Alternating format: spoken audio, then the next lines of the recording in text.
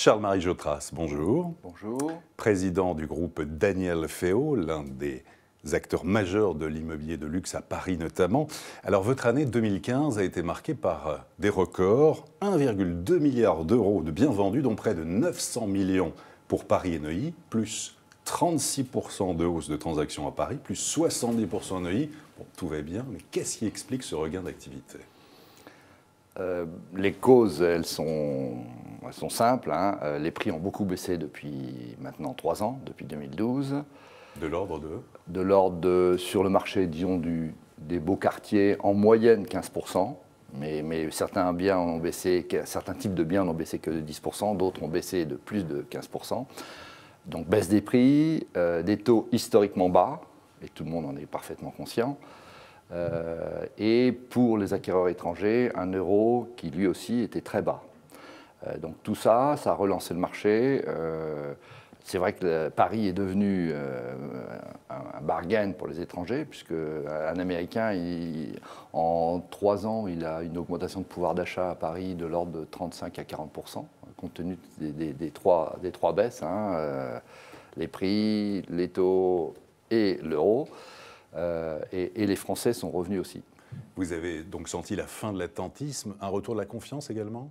Il y a aussi, vous avez raison, je pense que c'est une quatrième cause psychologique qui a probablement joué. Bon, en 2012, il y a eu tous ces départs à l'étranger qui ont beaucoup affecté le marché dans les beaux quartiers. Et ces départs ont entraîné un attentisme. Bon, le leitmotiv dans ces quartiers, c'était bon, il ne faut pas acheter, ça va baisser. Donc les gens attendaient. Et il n'y a rien de pire pour le marché que l'attentisme. Et là, bon, c'est clair, tout le monde a compris que c'était fini. La baisse, c'est terminé. La baisse des prix est terminée. Il y a même certains types de segments. Oui, on peut dire sur tous les segments. Oui, oui. Il y a des segments qui sont encore moins fluides que d'autres. Par exemple, le très grand appartement qui n'a pas de terrasse, qui n'a pas de jardin, qui n'a pas de vue. Dans le 16e, par exemple, le 300 mètres carrés, donc 16e Nord, qui est au 2e étage dans une rue avec un vis-à-vis. Celui-là, on peut dire qu'il a bien baissé, il va plus baisser probablement, mais c'est vrai qu'il est moins fluide que l'appartement de 3 chambres, séjour double, 3 chambres, 140 mètres carrés, celui-là, il part tout de suite. Il a même commencé à remonter. Alors, Charles-Marie Jotras, pour illustrer justement cette année 2015 record, quelles ont été on va dire entre guillemets, vos plus belles ventes de l'année ? Les plus belles ventes, on a fait une vente exceptionnelle de plusieurs centaines de millions d'euros, donc qui est proche de Paris, mais on a aussi vendu des appartements avec des vues magnifiques, on a vendu des appartements à 25 000 euros du mètre carré, à 27 000, et on a aussi vendu des appartements à 7 ou 8 000 euros du mètre carré. Donc, cette année, on a vendu entre 300 000 euros et 300 millions d'euros. Et 300 millions d'euros, ça on ne peut pas dire où c'est C'est proche de Paris, c'est proche de Paris. D'accord. Alors, les acquéreurs étrangers sont toujours présents. Comment évoluent-ils ? D'où viennent-ils les nationalités ? Est-ce qu'il y a un retour en force des Américains ? Est-ce que c'est toujours le Moyen-Orient ? Les Américains sont là, mais les acquéreurs étrangers dont la position est absolument prépondérante, c'est très clairement les gens du Golfe, les familles du Golfe, du Moyen-Orient. D'accord. Que recherchent-ils avant tout ?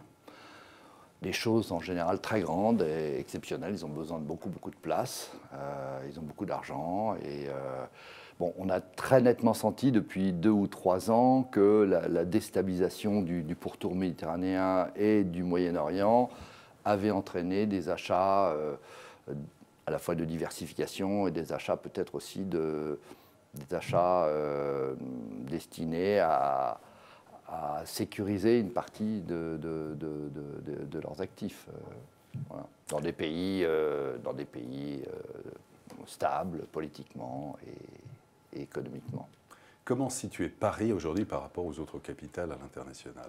À la fois en termes de prix, d'attractivité. Paris est devenu, alors que c'est une des capitales qui attire le plus les étrangers, qui est considérée par les gens du monde entier comme étant sinon la plus belle ville du monde. C'est toujours gênant pour un Parisien de dire ça, mais c'est nos clients, qu'ils soient brésiliens, chinois, arabes ou américains, qui nous le disent. Donc Paris est devenu vraiment la belle capitale qui est aujourd'hui un très bon deal, quoi.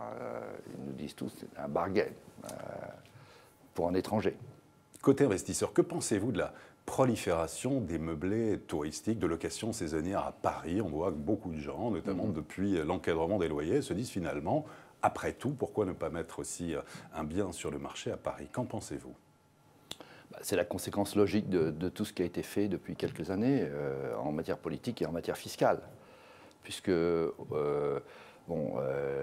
la loi, effectivement, a été très clairement dirigée, a été perçue en tous les cas comme telle, et si on regarde objectivement, ce n'est pas complètement faux, contre les propriétaires. Donc aujourd'hui, beaucoup de propriétaires dont le locataire s'en va à Paris ne remettent plus en location. Donc soit ils vendent, soit ils trouvent d'autres moyens de rentabiliser ce logement. Quant aux investisseurs, aux nouveaux investisseurs, aujourd'hui, quelqu'un qui est dans les tranches marginales d'imposition, à la fois sur le revenu, donc je vous rappelle qu'en matière de revenus fonciers, quelqu'un qui est dans les tranches marginales paye 64,5% d'impôts. C'est-à-dire que s'il a un rendement de 3, il a les 2 tiers qui partent en impôt sur le revenu, il ne lui reste plus que 1% de son actif. Or, l'ISF, je vous rappelle que le taux marginal, c'est 1,5. Donc, il est à moins 0,5. Donc, il a un bien qui vaut 100, qui vaut 1 million. Il va devoir, s'il le loue, avec une bonne rentabilité de 3%, il va devoir payer 5 000 € d'impôts. Donc, après avoir payé tous ces impôts sur le revenu et sur le capital. Trop donc ça fait un taux, trop de fiscalité. Ah ben c'est pas trop d'impôts, là on est à un taux de 116%. 116%.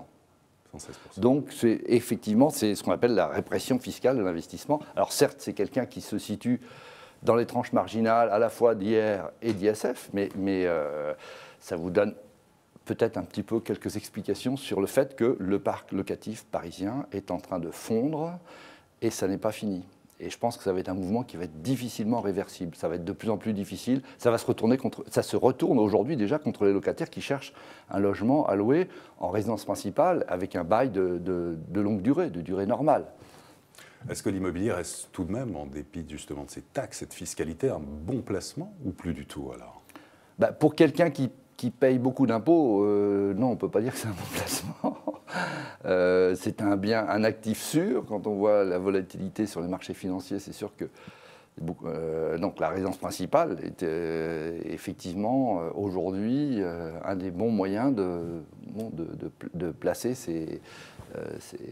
son argent.